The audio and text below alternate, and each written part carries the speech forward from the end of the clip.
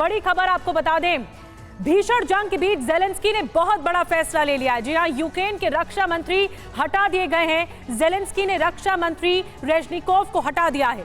Rustam Umerov होंगे Ukraine के नए रक्षा मंत्री।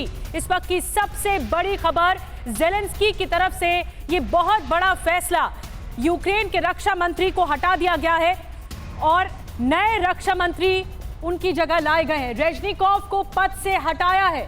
बड़ा फैसला, बड़ा उलटफेर यूक्रेन में हो गया है।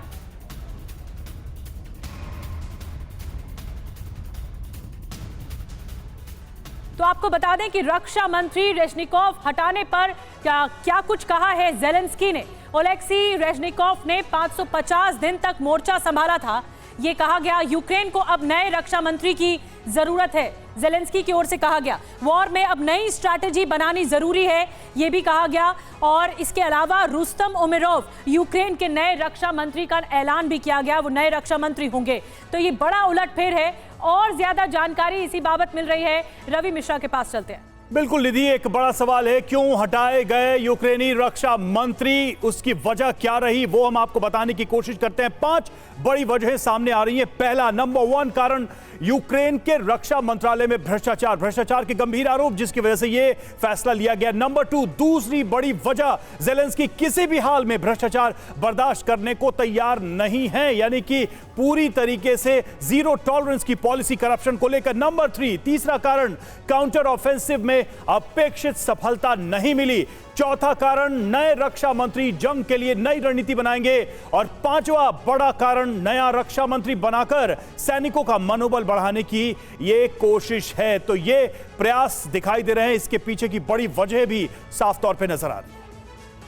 तो ये सारी चीजें हैं और जो कारण हमने आपको बताए वो कारण अपने आप में है। लेकिन बिल्कुल युद्ध के बीचों बीच ये जो बड़ा फैसला लिया गया है, इसके क्या फायदे होंगे या क्या वाकई में कोई इसका नुकसान होगा, ये तो आने वाला समय बताएगा। लेकिन ठीक उस समय जब यूक्रेन के हमले बढ़ रहे हैं, ठीक उस समय जब युद्ध की तेजी बढ़ाई गई है, ये एक बड़ा फैसला है। तो रेजनिकोव को हटाने से जंग पर क्या असर पड़ेगा, इस पर भी जल्दी से नजर डालते हैं।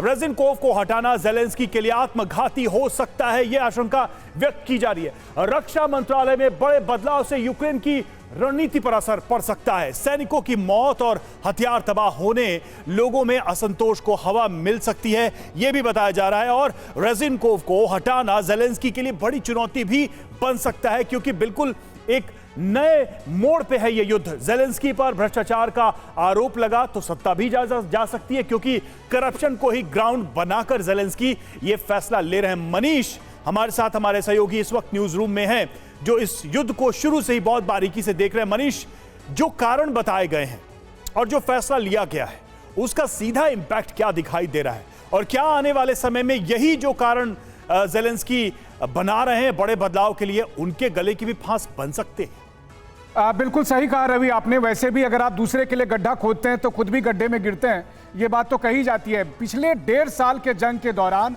ये पहला मौका है जब मैं जेलेंस्की से एक बात को लेकर सहमत हूं कि यूक्रेन को नए अप्रोच की जरूरत है। रही बात यूक्रेन को नए रक्षा मंत्री की जरूरत थी, तो मुझे लगता है आने वाले कुछ दिनों में आप देखेंगे कि लोग कहेंगे कि यूक्रेन को नए लीडर की भी जरूरत है। और हुआ भी यही है। बीते कुछ समय से ये बात चल रही थी कि जेलेंस्की का विकल्प कौन होगा। जेलेंस्की के विकल्प के लिए जिन कुछ नामों को आगे रखा जा रहा था, उसमें से एक थे डिफेंस मिनिस्टर ओलेक्सी रेजनिकोव। और मैं आपको बता दूं कि इसके बावजूद कि डिफेंस मिनिस्ट्री के तमाम ऑफिशियल्स पर बड़े बड़े गंभीर आरोप लगे, लेकिन रेजनिकोव पर निजी तौर पर कभी कोई आरोप नहीं लगा। लेकिन इसके बावजूद कल रात में जेलेंस्की ने वो फैसला लिया जो यूक्रेन और रूस के जंग का सबसे बड़ा फैसला हो सकता है। इसको आप इस रूप में समझिए कि रूस और यूक्रेन के जंग में जब रूस के रक्षा मंत्री और वैगनर चीफ के बीच लड़ाई हुई, तो बलि किसकी दी गई? पुतिन के करीबी प्रिगोजिन की। क्योंकि युद्ध के दौरान आप उस रक्षा मंत्री को नहीं हटाएंगे जो 1.5 साल से सेना का नेतृत्व कर रहा है। लेकिन यहां रेजनिकोव को आपने हटा दिया, एक ऐसे आदमी को जो प्रॉपर्टी फंड देख रहा था, एक ऐसा आदमी जो ग्रैंड डील में नेगोशिएशन में भाग ले रहा था। और आरोप लगाए गए, मनीष, आरोप लगाए गए कि भ्रष्टाचार के आरोपों के तहत हटाया गया है।